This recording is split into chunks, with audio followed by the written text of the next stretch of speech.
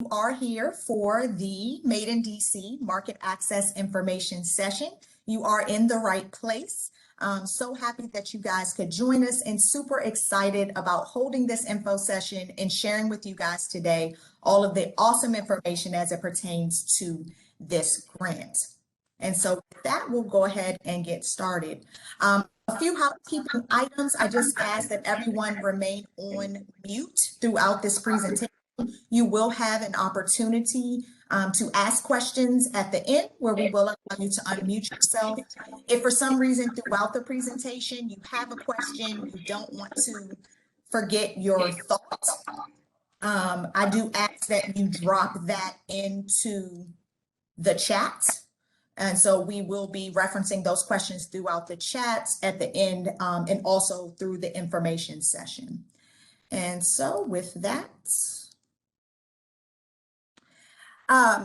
today, you will be hearing from myself. I am Shannon Taylor, the Made in DC coordinator with DSLBD. Also on the line will be a couple additional members of the NOED team, also managing the chat and will be helping with questions. Will also be Kate Marin, program manager, Carolyn Howe, who is our Aspire coordinator, Ms. Katina Bolden, our staff assistant, and our other member, Camille Nixon, who's not on the line, but also a part of the team, is our project and capital access manager. As I stated, my name is Shannon Taylor. And if for some reason after this session you would like to connect with any member of the team, you can do so by emailing our team directly at no.ed@dc.gov. For any additional support as it pertains directly to any business related topic, and then also any questions that you might have as it refers to the grant opportunity. And so with that, we're going to go ahead and jump in. What is Made in DC? Made in DC is a program housed within the Department of Small and Local Business Development, and it was created as a way to support and promote businesses that are designing, making, producing, or assembling products here in the district. The program is now going on its 5th year. The program was established in 2016, and the council pretty much established the program as a response to the overwhelming growth and momentum of the maker and creative community here in the District of Columbia. And so the Made in DC program functions as a citywide campaign. It is open to businesses all over the entire city to create opportunities for maker businesses. And with that, DSLBD, the Department of Small and Local Business Development, is excited to announce this new grant opportunity, the Made in DC Market Access Grant for 2021. This is the first time ever that this grant has been available. And so with that, we are currently accepting applications. The applications opened on July 30th, and they are set to close on August 31st. At 2 p.m. Eastern Standard Time. The Market Access Grant is really created to support the growth of the maker and creative businesses in accessing market opportunities. And so DSLBD intends to award $5,000 per business from a total of $100,000 of available funding within the FY21 budget. And this grant will be operated as a reimbursement grant, meaning that and we'll talk about this later throughout the presentation, these funds will be granted for expenses that you have already incurred throughout your business. In addition to that, unlike many of our typical or traditional grants, this is not a competitive grant. Grantees will be awarded via a lottery to DC maker businesses that have met all eligibility requirements by the final deadline. And we're going to go into those eligibility requirements in this information session. And so the first thing that I want to make reference to, if you have not already, is the actual official document, which is the request for application for this grant. Throughout the information session, we will reference many of the components within the RFA, but I still encourage you, once you get off of the information session, to go and find that RFA, which can be found on DSLBD's website under current grant opportunities, and the link is housed there. The RFA serves as the legal instructions as it pertains to the grant. The RFA will outline everything on how to apply, eligibility, all the way to award information. And so if you haven't already, again, I encourage you to make sure that you have reviewed and read through the complete request for application before applying. All right. So with that, I mentioned before, if you have any questions, I highly encourage you to drop those questions within the chat or hang around until the Q&A session so that you can ask your questions. Questions that you might have outside of this information setting must be submitted in writing. We do not take phone calls as it pertains to the grant. So any questions you might have, if you think of later after you are off of the information session, please email those directly to the team, no.ed@dc.gov. Again, if we do receive a phone call about the grant, you will be directed to write that question into email. And so this is just our best way to make sure that we are answering all of your questions and that you have written documentation to the answers to your questions as it pertains to the grant. And so with that, we're going to jump into the fun stuff. So our agenda for today, like I said, we are going to walk through the RFA. We're going to go through how do you apply, what are the deadlines, eligibility requirements, allowable uses and restrictions to the funds of the grant if awarded, as well as the selection process and the budget reporting. And then I will give you guys time for Q&A as well. In addition to these items, you'll also see that we are going to spend some time in the eligibility requirements, talking through specific documents, where you can locate those documents, where you can find them. Typically, we do a separate paperwork boot camp, but again, I just want to mention that we can cover all of that in this information session, just because the requirements to this grant are really streamlined, and we try to make this as straightforward and easy as possible for you as the business. And so we'll go ahead and jump right in. How do you apply? All applications must be submitted to using the link located here, but they must be submitted into the third-party application system, and that is the Zoom grant system. Applications that are not submitted through that system will not be accepted, in addition to applications that are submitted after the deadline will also not be submitted. One thing to note, once you submit your application, unfortunately, you will not be able to amend that application. So before you actually submit, just make sure you have checked all of your requirement documents, all of your required uploads have been submitted.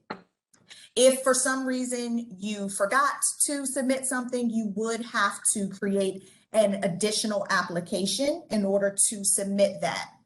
If for some reason that happens to you, please also note that the team will only review Link, you can't even copy it. Recent application. So if for some reason you have two applications in the system, we will only review the most recent application. All right. So deadlines. There are actually several deadlines as it pertains to this grant. So I want to make sure that we discuss all three of the deadlines.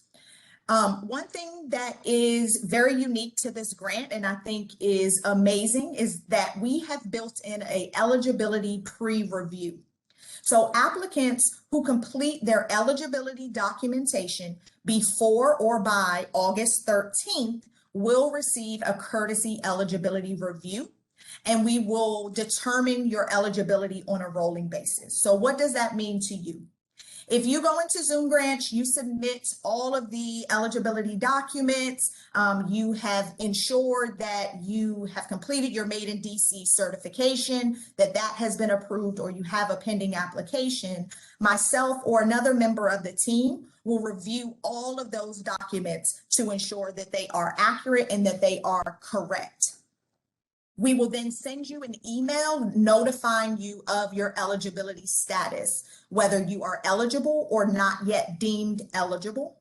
And if you are not yet deemed eligible, you have the opportunity with feedback from us to make those additional corrections. So I encourage everyone, if you believe that you're going to apply in applying, please try to apply before the 13th so that you can receive that added benefit. Any applications received after the 13th will not receive that courtesy eligibility review. And so those applications will be reviewed for eligibility once the grant officially closes. To the questions, I know we talked about the question policy and that we only answer questions via email, but there is a deadline in when you will be able to ask your questions. The last day to ask questions will be August 27th at 2 p.m. Eastern Standard Time. Again, remember those questions will come through via email.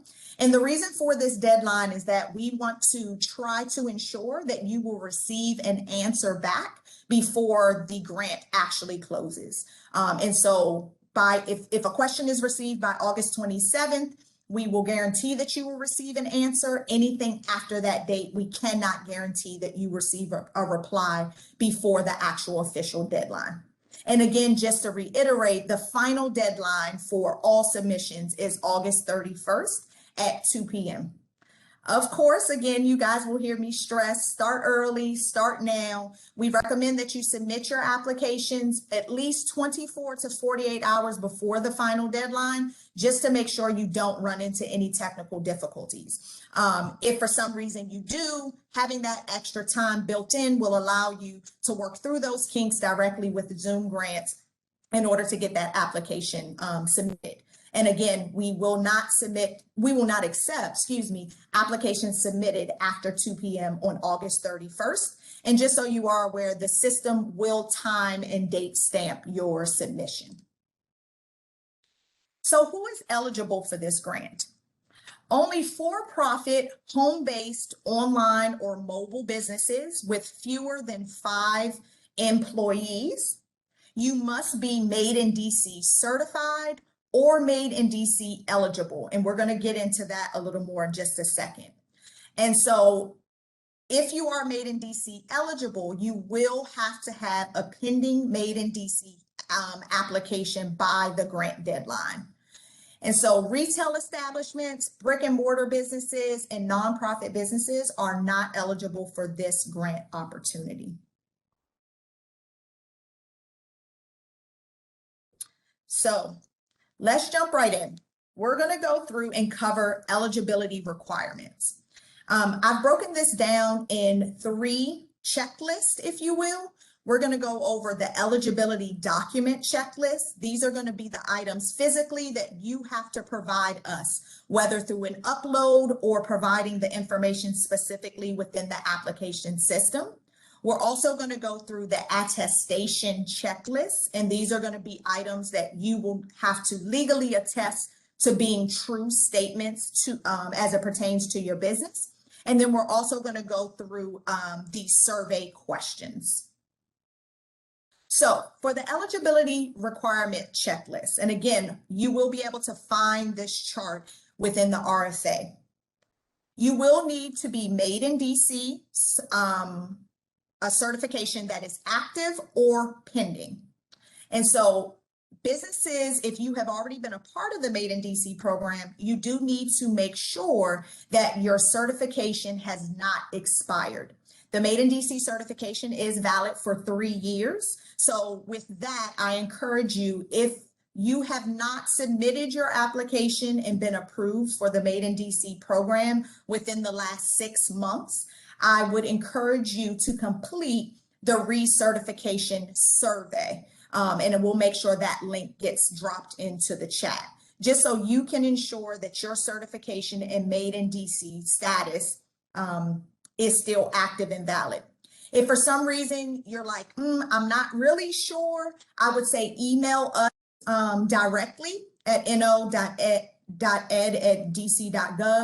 so that we can check your Made in DC certification status for you. If you are not already an existing Made in DC business, you will need to apply and sign up for the Made in DC certification program. And so those applications must be submitted. We're going to kind of walk through what that process looks like for you. And of course, in that, we must make sure that you have an active DC business license on file. In addition to that, you will need to also provide your EIN or FEIN number, and that is not something you need to upload. You would just need to include that number in your application. Again, I stress, please make sure that you include or you double check all of the digits, because that number will be verified against your other documents that you must upload. And that is your clean hand certificate in the name of the business. The clean hand certificate, you do need to upload as an attachment to your application. That certificate does need to be dated from April 1st and later. Anything but dated prior to April 1st of 2020 will not be accepted. In addition, that certificate must be able to be verified in the OTR My Tax system. A business license is also required. A valid business license number will be provided directly within your Made in DC application. Please make sure again that you check those digits, and we will verify that business license in the DCRA business license database. You will also need to upload a copy of your general liability insurance for the business. That is a one-page certificate of insurance, or COI. And again, that coverage will need to, we will need to see that you have had coverage between the period of performance for this grant, which is April 1st through August 31st, 2020. And again, we're going to walk through some of these in more detail. And then lastly, you will need to upload and attach to your application your W-9 form. All right, so we talked through a lot of this, the Made in DC certification. As I already stated, existing members, you need to make sure you complete the recertification survey so that we can update your record within that system. And then if you have not already done so, you will need to complete the two-stage registration process. And so the first thing that you will do is you're going to go directly to the Made in DC website, www.thisismadeindc.com. And on the home page, you will need to, in the upper right-hand corner, right here, you will see a button that says sign up for free. You're going to want to select that button. Once you go there, it will ask you to answer some of the preliminary eligibility questions for the actual certification. And so if based on those answers, you are deemed eligible to apply, you will receive an email notifying you of that and an invitation directly to the QuickBase system to complete your application for the Made in DC certification. And so I say that because, let me go back. I want to pause there because I want to make sure that it is not confusing and that I am clear. So there are going to be two separate things that you will need to do in two separate systems in order to make sure that you are meeting the eligibility requirements for this grant. And so the first one will be, you will have to complete your Made in DC certification application, which is housed within a QuickBase system. And you want to make sure you do that. If you are already an existing member, you want to make sure that you complete your recertification survey to make sure that the information for your business is the most current and up-to-date information. Then you will apply for the actual grant. So I want to make sure I stress the completion of the Made in DC certification does not satisfy the grant application process. That is a separate process, which is done within the Zoom grant system. So I just want to make sure I make that clear. So you're utilizing two separate systems, two separate things, and the Made in DC certification is not the official application for this grant. All right. So I'm sure I'll get some questions on that, and we'll circle back towards the end of the presentation if need be. So the other item is your federal employment identification number. This is really straightforward. Of course, you would get that free directly from the IRS. I already stated, make sure that when you're entering in that information within your application, that you are including all 9 digits of your number and that those digits are correct for your business. The Clean Hands Certificate, again, as I stated, it does need to be dated on April 1st, 2020 or later. And you can make the request to get your Clean Hands Certificate directly from mytax.dc.gov. And this is just a sample picture of what that new interface looks like. I'm sure many of you have already utilized that. They upgraded their system maybe about a year ago. So you will just download and pull that information directly from the MyTax DC. Your business license, again, that business license number will be provided in your Made in DC certification application. And you will just provide that number directly from your DCRA business license. And it must be verifiable. So we will verify the type of license you have, that the license is officially issued to the business that is making the application and that it is valid and active. Your general liability insurance, that is an upload. Again, it must be general liability. And the only document that we need is your certificate of insurance. And so it is typically a 1-page document. Your declaration pages or anything directly from your agent will not satisfy that. We need to see the physical certificate of insurance that lists your business name and the business address, and that we can verify that the coverage on that policy is general liability insurance, excuse me. Additionally, the thing to make sure that we note is that the coverage needs to be able to cover, if not all or partial, the period of performance for this grant, which is April 1st, 2021 through August 31st, 2022. All right. And so we just want to make sure that we stress that the insurance will have to cover those dates, because those are the dates that you will be submitting your receipts for or your expenses for. And we need to make sure you have insurance during that time. Other forms of insurance for your business are great. Workers' compensation, maybe auto, and all of those are great, but we do need to be able to make sure that you have general liability insurance. The W-9 form, again, is just a 1-page form. Make sure it is the most current. It is the most current form, and ensure that it is signed and dated. And the other thing that to mention on that document is you only need to provide the FEIN number. You do not need to provide that and your social security number. Okay. All right, so that was a lot, but we're going to take a pause.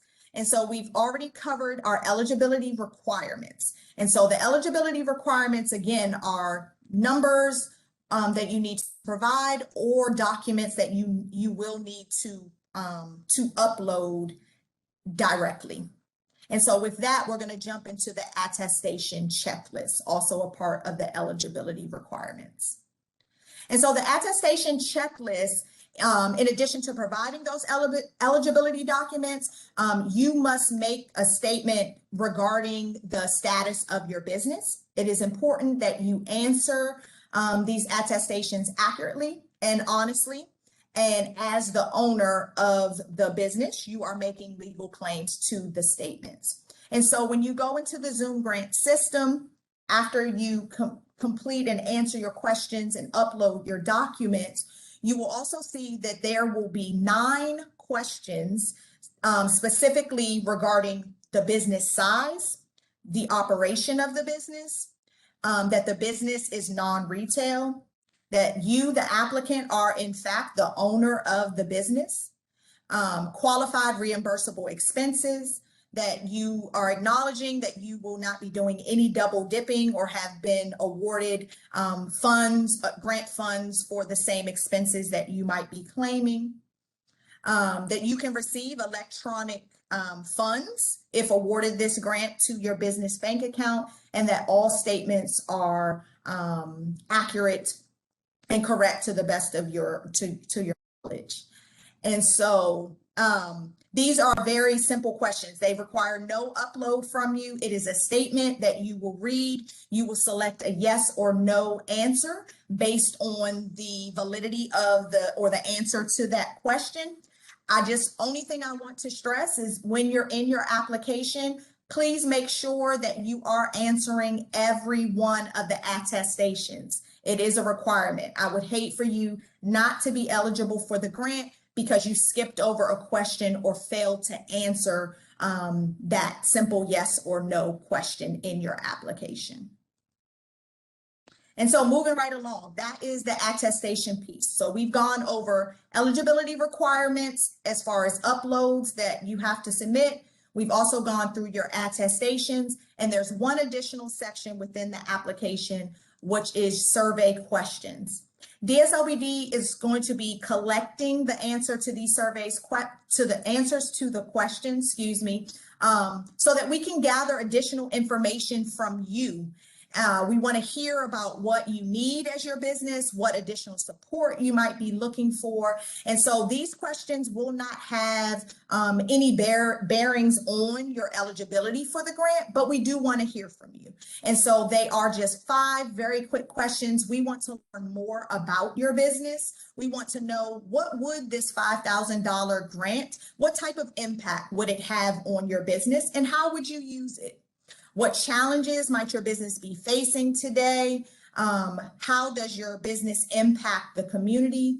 And what would be an ideal opportunity for your business, just whether through this grant program or in the future? And so again, these questions it is a tab that is required, but they have no bearing or emphasis on your eligibility for the actual grant, but we do want to hear from you. This is a way for you guys to engage actively with the Made in DC program as well as the NOED team directly. And so we have gone through all of the eligibility requirements as it pertains to this grant. And so let's jump right into allowable uses. So you have gone through, you have applied, you have completed all of those things. If awarded, how can you utilize this grant? And so DSLBD will explicitly allow grant reimbursements for the following cost categories: the purchase of inventory, the purchase of additional insurance, or if you've purchased insurance throughout that period of performance, new delivery or online cost, event participation fees, potentially website development fees, and retail participation cost.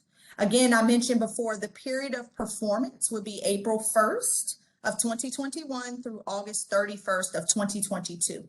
And so therefore, any of those specific types of expenses that you have incurred during that time period, you will be able to submit for reimbursement. We already talked about the general liability insurance and what is required in order to use the funds. And again, the proposed use of funds must be accepted by DSLBD. And so when you, if awarded, when you upload those forms, we will review those forms and go over the validity to ensure that they are directly covered under these cost categories. If there's something that you're like, well, I'm not sure, or I'm not really clear on what these cost categories are, or if this particular thing would fit into the cost category, then that is something that we could make a consideration on and that we would have to review.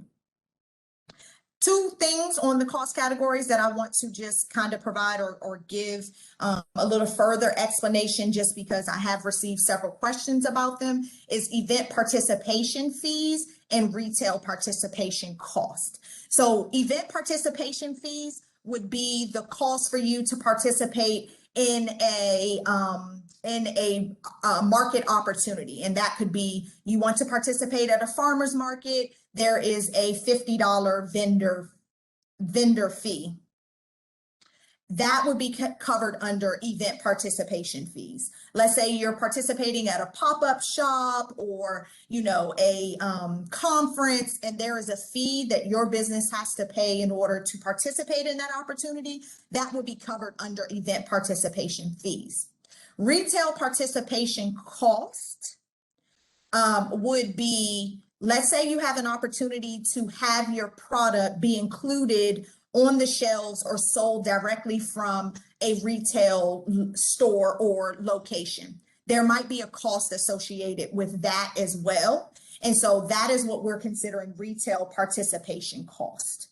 And again, you can ask additional questions, but those are the two that I think are could be a little gray in the way of what specifically would apply, but those are the best ways to clarify those two items. All right, I see you guys have a lot of questions going in the chat, and I'll make sure we'll get to some of those that have not been answered. Shannon, I'm just going to jump in real quick. Could you clarify the period of performance? I know I accidentally put into the chat once 2022. We've just been discussing a lot of 2022 programs. I know this is 2021. If you could just clarify that, and my apologies for the confusion. No problem. Thank you for that, Kate. So again, let me just make sure that we're clear, because I think in the chat we might have made some errors. The period of performance for this grant, again, is April 1st, 2021 through August 31st of 2021. Okay, so this is a grant that is funded within FY21. All funds must have been expended by August 31st, 2021. Okay, so 2021, sorry about the error on the 2022. And so what things will this grant not cover? And so any expenses, again, that you incurred before April 1st, 2021, or after August 31st, 2021 will not be covered under this grant. And so that's why when you submit those receipts for those expenses, we will be verifying when items were purchased and when you expended your funds. You cannot utilize this grant for expenses that you've already been previously reimbursed on from another DC government grant. Again, the funds cannot be used as assistance to bring legal charges against the District of Columbia. That's pretty straightforward. And then any undocumented expenses. So again, all expenses, you will have to provide documentation to show that you have already expended and spent out those funds. And so again, I mentioned in the beginning, this is not a competitive grant.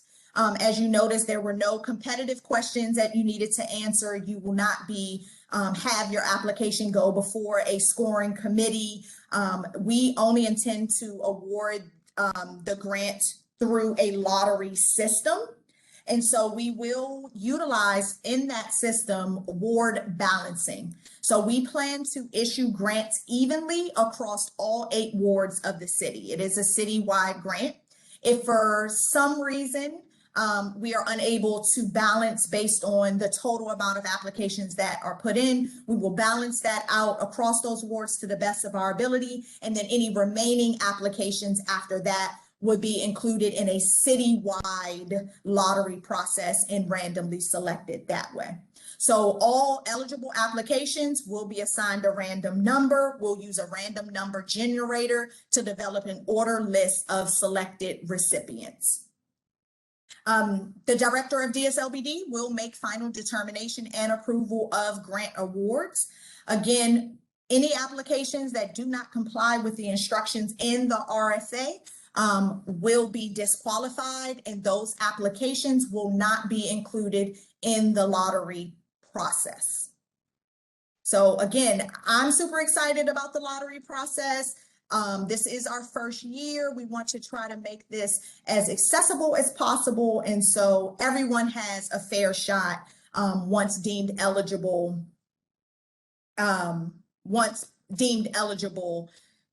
for the application.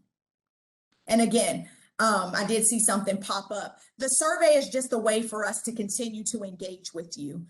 We just ask that you do that. Again, it will have no bearing on your application, but it is a way for us to figure out in the future, as we develop and receive additional funding to the grant program, how we can best build grant programs that support the majority of the businesses that really in line with what we're hearing our makers need.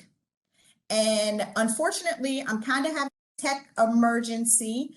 If Caroline, if you're on the line, if you could grab my charger, that would be great. Yes. Thank you. Sorry about that, guys. And so budget requirements, we kind of talked about this, and really the budget requirements will really be applicable if awarded the grant. Thank you so much. Sorry about that. Technology. Thank you guys for bearing with me. And so budget requirements, again, you will be required. So if you are selected, oh, my computer.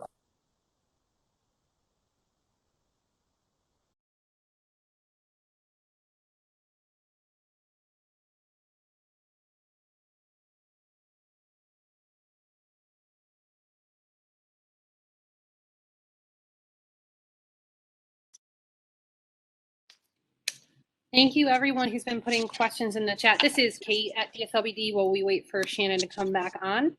I think she should be there briefly. We know there are a lot of questions in the chat, and so we are definitely going to work through them. We've been putting some answers in, but I think there are a lot of really fantastic questions here. So keep adding them in if you have them. And so if we haven't answered it already, we're going to assist Shannon in reading those off once she gets through the presentation.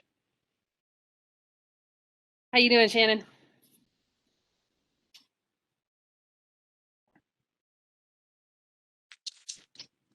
I'm back, I believe.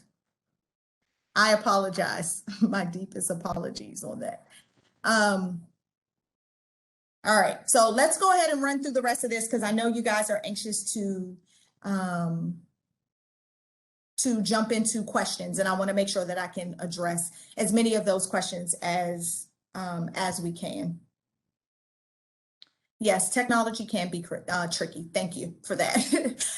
So if you are awarded the grant, so you completed your eligibility, your application is deemed eligible, your application is included in the lottery process, and you are selected, you will be required to submit proof of all expenses within 5 days of receiving your official notice of grant award. Okay, and so proof of the expenditures must be submitted in the forms of, again, dated receipts, dated invoices showing a paid status, because again, this is a reimbursable grant, or bank and credit card statements that show you have paid out those expenses. On the bank and credit card statement, you will be able to, and we encourage you that you can, redact and cross out any of your personal information, personal identifying components. And you can also even blank out those other transactions that might occur that you are not requesting reimbursement for. All expenditure documents need to be legible. because you're going to be uploading them into a system, myself and the team will be reviewing those documents, and we just need to make sure that everything is clear when going through and reviewing. We do ask that you upload your receipts in batches of $500 or more with your included list of receipts. And that just helps us to move through that review a lot quicker instead of potentially having to open 25 different files with, 10 receipts for $200, okay? And all receipts must be accurately reflected in the budget chart. And so when you get into that system, there is a budget chart. You will just complete your cost categories that you are submitting those reimbursement receipts for, and they must align with those totals. All right. And so again, I just really want to stress the pre-eligibility review. If you guys are applying, if you haven't already applied, please try to do so by August 13th. It is a great benefit to you. It will really help and support you through this process. And so I encourage you guys to do that and submit that application by that date to get feedback directly on the status of your application from the team. Again, we're going to answer questions just here in a minute, but if you have any additional questions after this information session, I just encourage you to email those in. Definitely don't feel like you can't email those in, and that is the only way that we will answer questions. And again, make sure that those questions are sent in before August 27th at 2 p.m., which is the question deadline. And of course, I can't stress why it's in bright red. The deadline for the grant is August 31st, 2021 at 2 p.m. Get them in early. Make sure that you submit them prior to the 2 p.m. deadline. If for some reason, unfortunately, that does not happen, 2:05 p.m. is considered late, and the application will not be accepted, and there are no exceptions to that. One other special note that I wanted to make, I know we're talking about this grant program, but I also wanted to share another opportunity DSLBD has, which is our DC Kiva Hub. And on next Monday, August 9th at 3 p.m., myself and my coworker, Camille Nixon, who is our Kiva Hub manager, we are going to be hosting a Money Mondays Kiva Info Borrow session specifically for DC makers. And so Made in DC is a Kiva trustee. We will be able to endorse applications that come in through the DC Kiva Hub as a Made in DC business. And so that benefit helps in the application process for you. Oh, I see, Christine, you're speaking about your experience to Kiva. And so if you are interested, I just want everyone to know about the session. You can register for that session directly on the agency's Eventbrite. And I hope to see you guys there and to share more about the DC Kiva opportunity. And so without further ado, I'm going to go ahead and stop sharing my screen, and we're going to go ahead and go through some of the questions. So I know Kate and Caroline, you guys have been supporting me in that way with pulling down questions and getting those pulled together. And so we'll start there, and then we will invite any call-in users that we might have so that they can unmute and ask their question also. Kate or Caroline, any that are already teed up, or I'm happy to jump. We've clustered them in some categories. So to start with, some questions around selection and eligibility. Okay. First question is this grant for Washington, D.C. small businesses only? Yes. So this grant is specifically for Made in DC certified or eligible businesses. And a part of that Made in DC eligibility is that your business office must be located here in the District of Columbia. Great. So if next question. So if I make a skincare item that retails, I can't apply? Question mark. So I guess the question, the follow-up to that becomes as what are you saying is retail? Are you selling that product online? What are your retail opportunities? So I would just have to get some additional information on that. Thanks. And so to whoever sent in that question, feel free to send that into So I think they might have IT Online, answered. and Etsy. Yep. Okay, so yes, then you would be able to apply. Excellent. Why is insurance required for this grant? So I'll take a stab, and Kate, I'll just have you to jump in. So insurance is required for all grants that are issued directly from the DC government. And so there are different forms of insurance that are required. The general liability, we believe, is the easiest of the hurdle. But I'll kick it over to Kate to share some additional correspondence directly from the Office of Risk Management. Yeah, no, definitely. Thank you for that question. And I think insurance on grants is a conversation that is happening all across government right now. And we have recognized, not just for our grants, but definitely for other opportunities, that sometimes the cost of insurance is a burden.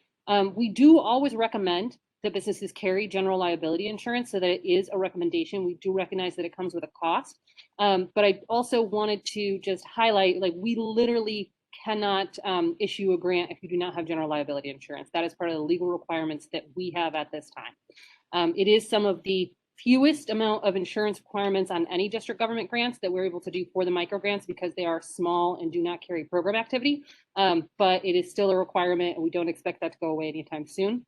That said, if you do end up having questions on other grants, or if you have questions about insurance generally, we are not brokers, and so there are some technical questions that we would put back to the industry, but we're happy to help you think through some pieces and some questions that you might ask if you are exploring in the market. So feel free to write those in.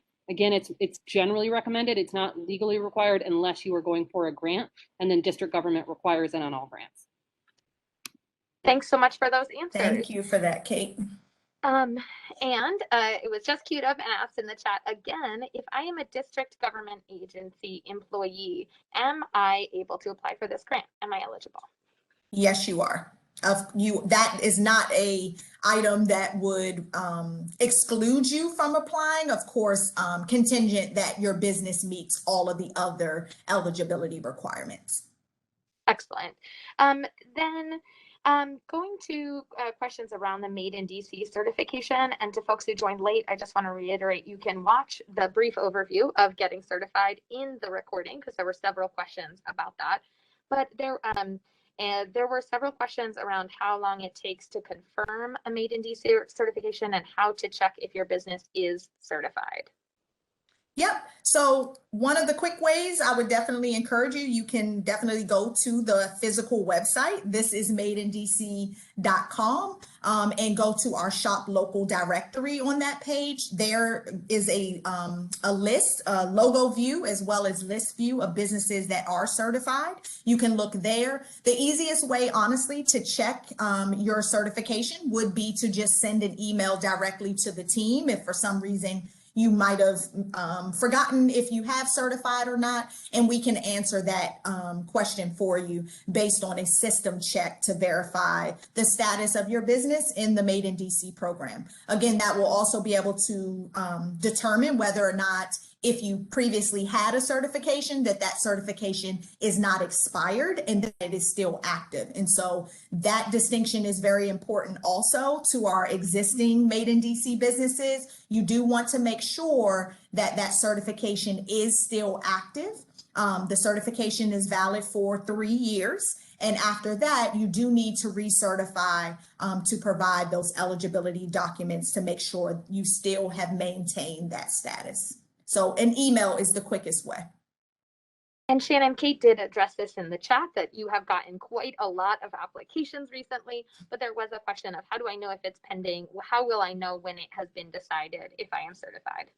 Yep. Thank you for that. So yes, as everyone can imagine, we have been flooded with an enormous amount of eligible registrations and individuals trying to register for the program. So again, just to make sure that it's clear, it is a two-step process. And so when you initially go to that website and you click the sign up here free button, that is just going to trigger, based on the general eligibility questions, whether or not your business might be eligible. And so based on that, what you will see is if the business is in fact, based on those, the answers to those questions, appear to be eligible for the program, you will then receive an email directly from the QuickBase system to complete your official application. So you'll see that. And then you also should see an email directly from Made in DC, the team directly letting you know that we have shared that application link with you. Sometimes I will say, check your spam, make sure you're checking your junk file or folder for your email. We have heard previously that that QuickBase link might go to that account, and that is the reason for us sending a follow-up email letting you know that we have sent that application. If for some reason you have completed that step and you have not received a link to your official application, it might be because based on your answers, you are not eligible for the Made in DC program. And therefore you should also receive an email directly from the team notifying you of what eligibility requirement you do not currently meet. And then there will also be some additional information in that where you can connect with the team directly to talk through how do you go about obtaining those documents, whether it's, you know, the business license or those pieces in order to be eligible for the program. So remember, it's a two-step process, but you will receive an official link to your application. If you've already submitted your application, so let's say you've completed both of those steps, you submitted your application in the QuickBase system, what you should be seeing in the next day or so is that your status will be changing over to under review. And so we are working very, very diligently to try to review all of those applications and provide you with a determination whether you are eligible or not. So you should be seeing those in the next day or so. If for some reason you don't get that, you can definitely shoot an email and ask for a status. But the same will hold true. You'll get a system notification of comment directly within the system as to your eligibility. Go ahead, Caroline. Much, Shannon. Shannon, there's a number of questions around reimbursement and eligible funds. And so I do want to reiterate, we won't be able to cover all of them in the time we have left. So if you do have additional questions, many of them have been answered in the chat about what is eligible. Look through the list of eligible costs in the RFA. And then if you still have questions, do send those to InnoEd. But since there are quite a number that are common, Shannon, Sure. I just am wondering if you can, there was a number of questions around this idea of we need to be buying things now or doing upgrades to our business now in hopes of receiving this grant, and questions around if I don't have expenses yet, how can I be eligible for this grant? So I'm just wondering if you can talk a bit more about that. Yep. So the first thing that I will say is that I will not say that you need to be expending money solely for this grant, right? I want to make sure that that's the first thing that I say and that I stress. Thanks for dropping that in the chat, Kate. I don't want to encourage or tell anyone to be spending money and expending funds for your business with the hope of being awarded this grant. So grants are not guaranteed. They are not a certainty. And so for this grant, as it is a reimbursable grant, we do want to say that the business has to have already expended or has been expending funds within these cost categories throughout the period of performance. And so if for some reason your business has not been, or you don't believe that you potentially would have $5,000 of acceptable reimbursable expenses, I definitely would say you can send us an email and write that in, but it is a reimbursable grant, and that so we want to make sure that you do have those expenses prior to applying, because if for some reason you are awarded and you are unable to provide documentation of those expenses, it could potentially be that your grant might be forfeited. And so We want you to be, you know, as transparent and honest with yourself as possible. It might just be that this grant is not the correct opportunity for your business, but in no way, shape, or form do I want you to be going out and expending funds solely for being able to apply for this grant opportunity.